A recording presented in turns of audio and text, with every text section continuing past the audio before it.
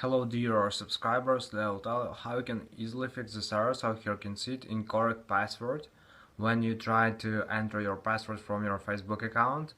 So how you can fix this error? So mostly just try to change your keyboard because sometimes you just choose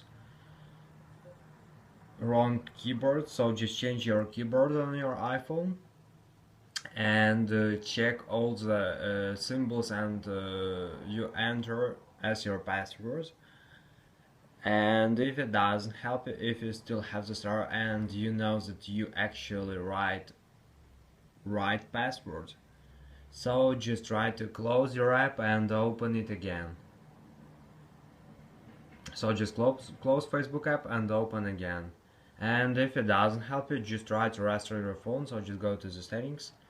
In the settings you need to find general. In the general, just scroll down, just tap on shutdown, slide to power off, wait a few seconds and just power on your phone again. So just simple restore your phone.